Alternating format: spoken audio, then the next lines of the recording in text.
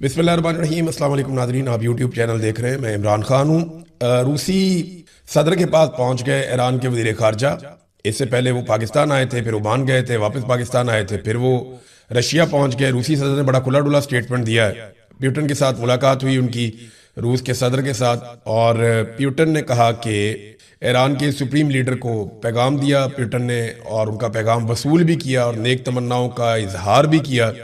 जो main statement है वो ये है कि मैं उम्मीद करता हूं कि ईरानी अवाम इस मुश्किल दौर से गुजर जाएंगे और अमन कायम होगा।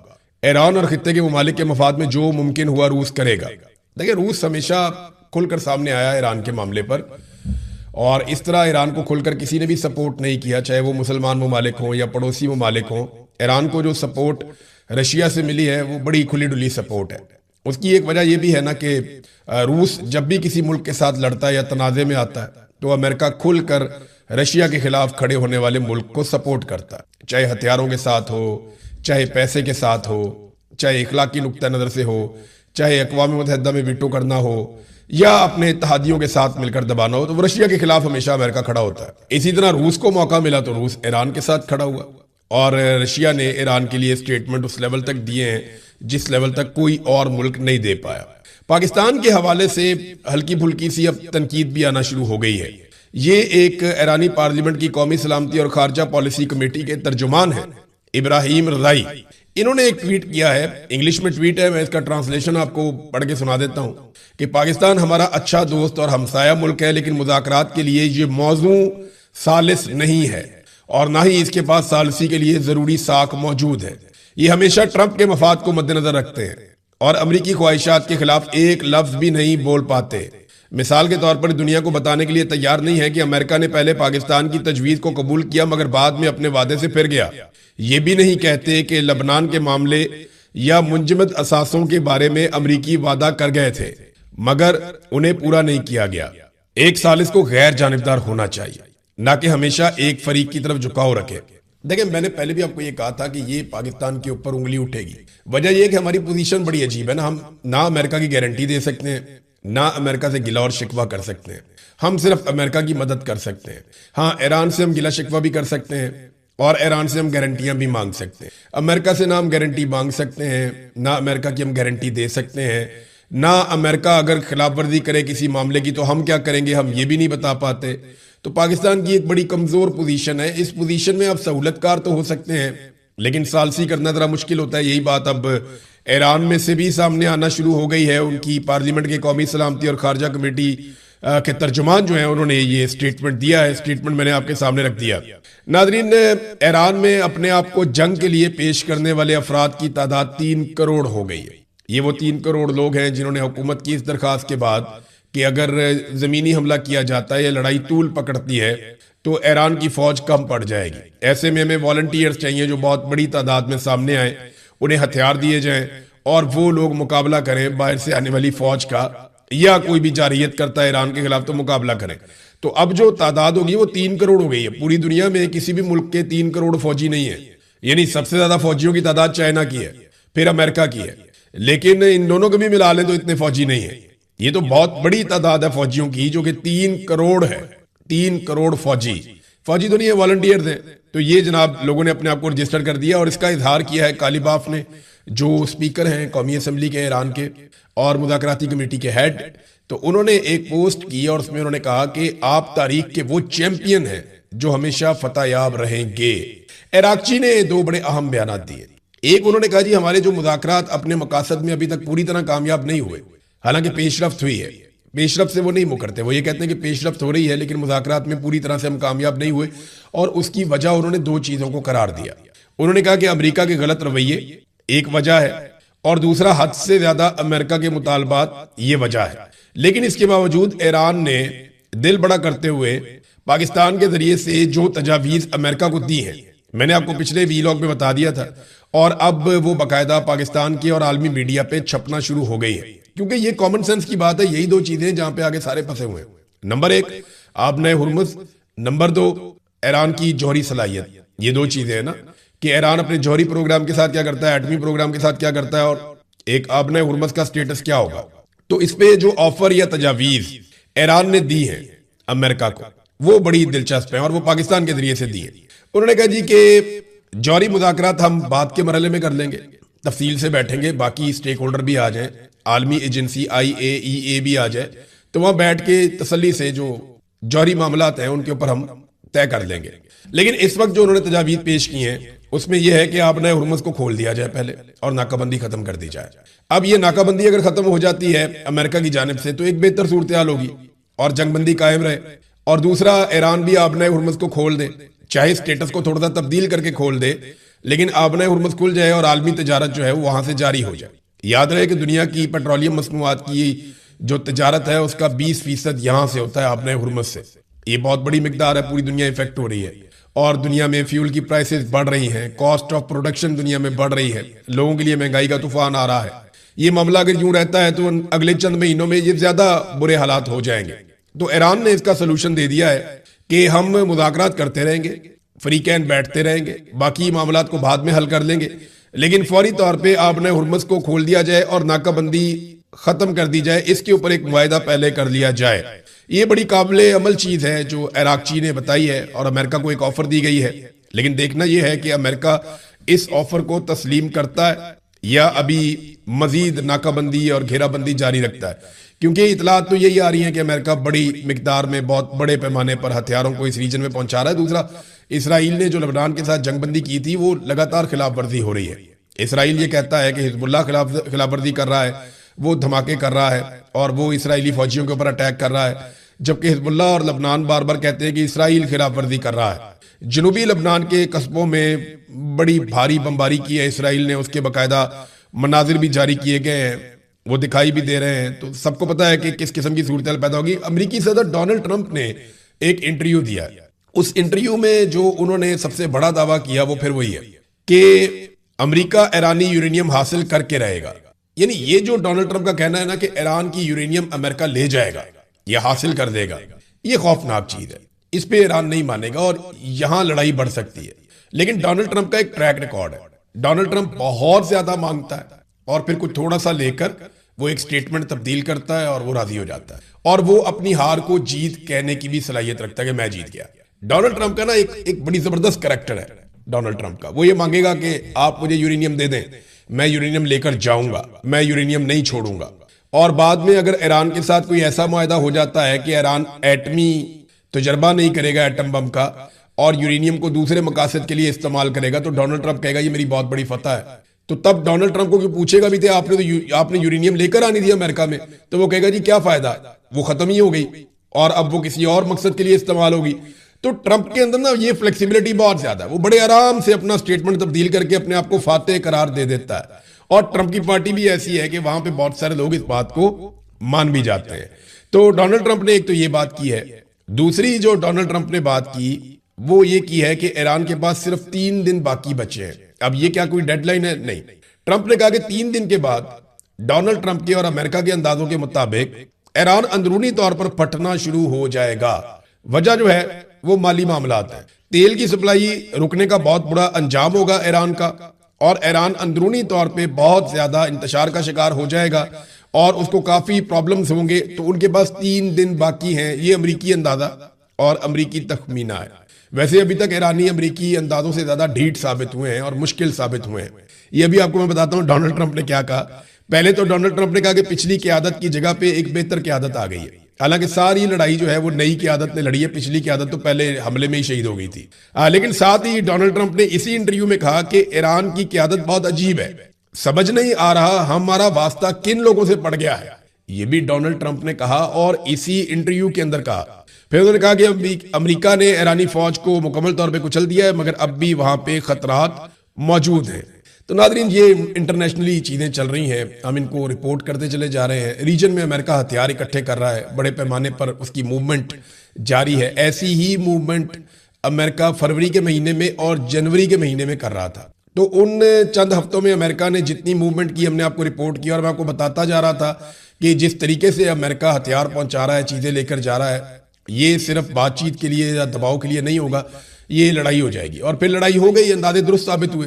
अब भी जिस तरह अमेरिका बड़े पैमाने पर मूवमेंट कर रहा है, इस पे अरबों डॉलर खर्च होते हैं और इतनी बड़ी जो मिलिट्री मूवमेंट है उसके बाद लड़ाई ना हो इसके इम्कान कम है। अब नाजरीन आ जाए जरा पाकिस्तान की तरफ। द इकोनॉमिस्ट ने एक मजमून लिखा है पाकिस्तान के हवाले से, और ये लिखा कि मुल्क का आइन अब भी रस्मी तौर पर जमहूरी है। यानी पाकिस्तान के अंदर जो आइन है उसमें लिखा हुआ है पाकिस्तान एक जमहूरी मुल्क, लेकिन ये रस्मी तौर पर ही है, अमली तौर पर नहीं है। मगर मूंछों वाले आर्मी चीफ ने पाकिस्तानी हाइब्रिड निजाम को फौजी कंट्रोल की तरफ झुका दिया है। यानी ऑलमोस्ट कंट्रोल कर दिया है सारे के सारे आइन पे, पूरे के पूरे निजाम पे फील्ड मार्शल आसिम मुनीर ने। और पाकिस्तान में अब हाइब्रिड नहीं है बल्कि वो फौजी ताकत है, यहाँ पे फौजी कंट्रोल है पाकिस्तान के ऊपर। यानी एक तरह का पाकिस्तान में सिंपल आप कहें तो मार्शल लॉ है। हालात यहां तक पैदा कर दिए हैं कि आईनी तरामीम कर करके अदलिया को फतह कर लिया गया है। अब जजेस की हालत यह है कि जब दिल करता है उनको उठा के एक जगह से दूसरी जगह ट्रांसफर कर दिया जाता है, और यह फैसला भी अब कर लिया गया है।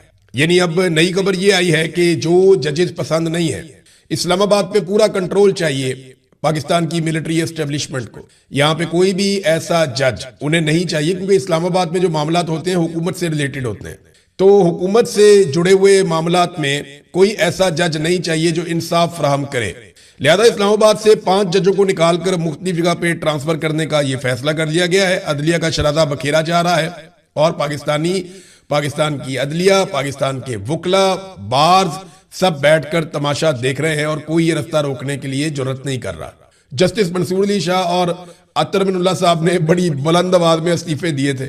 ऐसा लगता था कि वो बाहर निकलेंगे और दुनिया को बताएंगे कि अदलिया फतह हो चुकी है, सब बेड़ा गर्क हो गया। लेकिन उनमें से दोनों ने कोई आगे जरूरत नहीं की, किसी जगह पे आगे जाकर उन्होंने आवाज नहीं उठाई, बल्कि वो खामोश होकर बैठ गए। ऐसा लगता है कि वो अब लड़ने की कैपेसिटी से ही बाहर थे। इससे बेहतर था कि वो अदालत के अंदर रहते और सुप्रीम कोर्ट से इस्तीफा ना देते, वहां मौजूद रहते तो शायद किसी एक केस में इंसाफ देते, 2 में इंसाफ देते। लेकिन बदकिस्मती है पाकिस्तान की।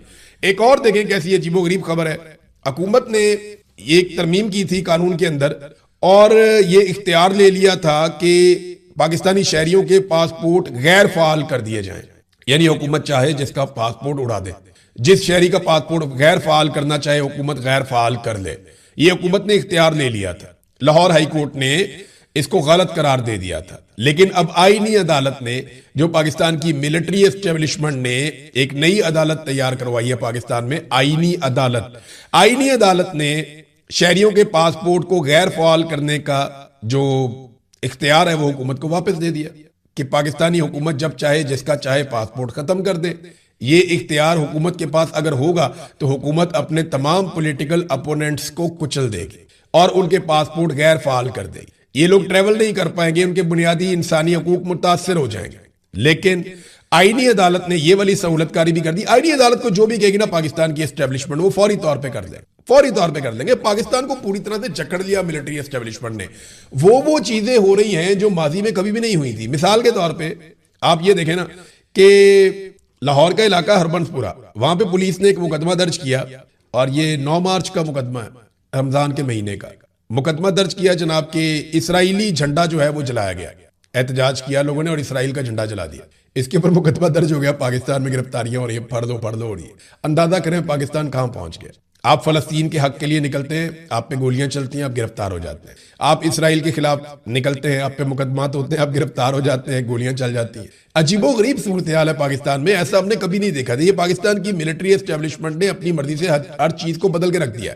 यहां तरक्की का एक ही मेयार रह गया है, इमरान खान के खिलाफ हो जाओ। ब्यूरोक्रेट जो हैं उनमें से जो आदमी भी इमरान खान के खिलाफ चला जाएगा और पाकिस्तान तरीके इंसाफ को कुचलने में अपना किरदार अदा करेगा, उसके लिए तरक्की के सारे रास्ते खुल जाएंगे।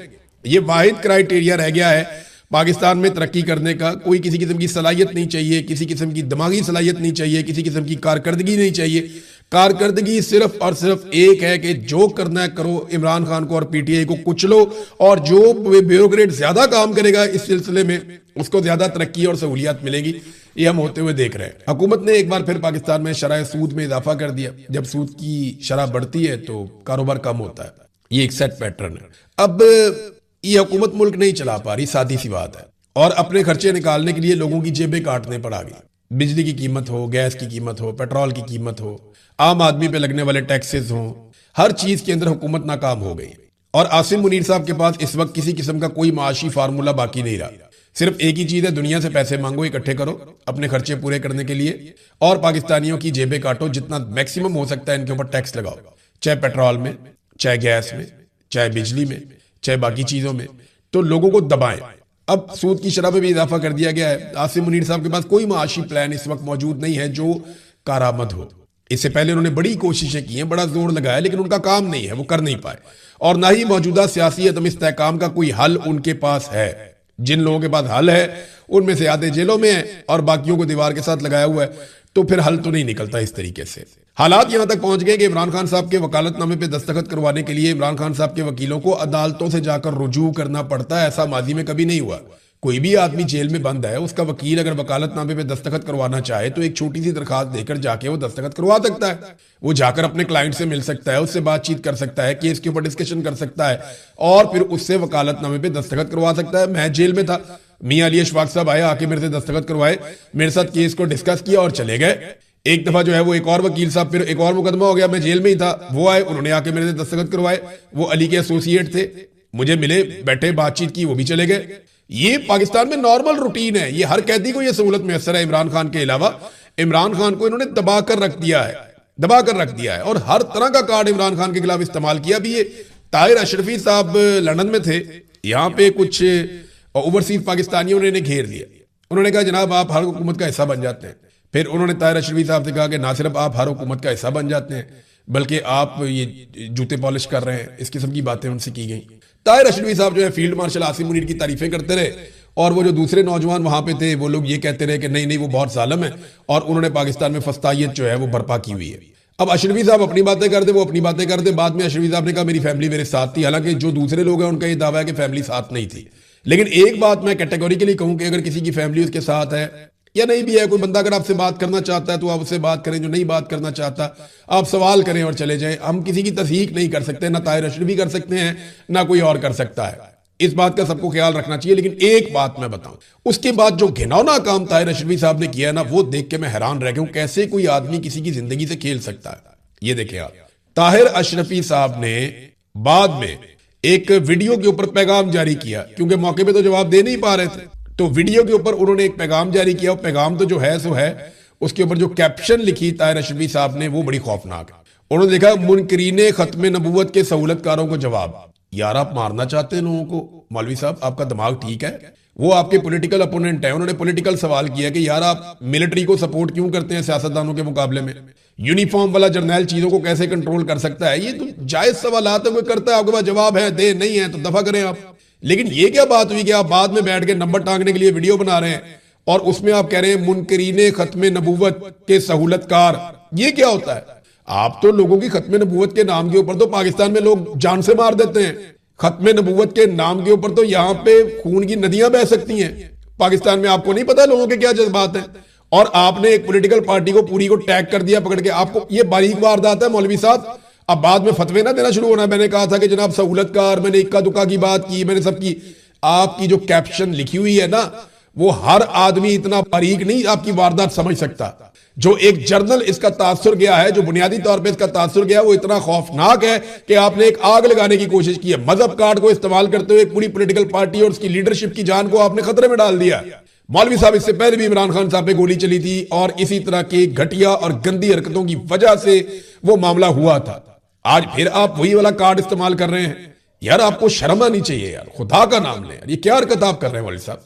मैं आपको बताऊं कि आप क्या कहते थे जब इमरान खान हुकूमत में था और जिन दिनों में हुकूमत खत्म हो रही थी। मैं बताऊं, आप मुंह छुपाते फिरेंगे कि आपकी हालत क्या थी उस वक्त और आपके अल्फाज क्या थे और आप किस किस तरह फोन करके किस किस के तरले और क्या क्या बातें आप कर रहे थे। फिर किस तरीके से आप अगले सेटअप के अंदर शामिल होने के लिए आपने पूरी कोशिश की और कहां कहां आप गए।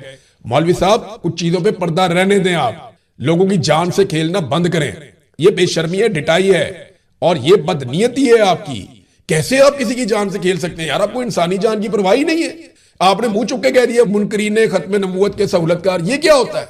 आपका एक पॉलिटिकल अपोनेंट है, आपने उठा के उसके ऊपर मजहबी कार्ड इस्तेमाल कर दिया। ये इंतहाई अनफॉर्चुनेट है और ये आप उसी लीडर की फॉलोइंग को या उस लीडर को आप खतरे में डाल रहे हैं जिसके लिए आप एक एक घंटा खड़े होकर मजहबी मामलात पे आप उसकी गवाहियां दिया करते थे। अब ये मुनाफिकत नहीं है तो और क्या है?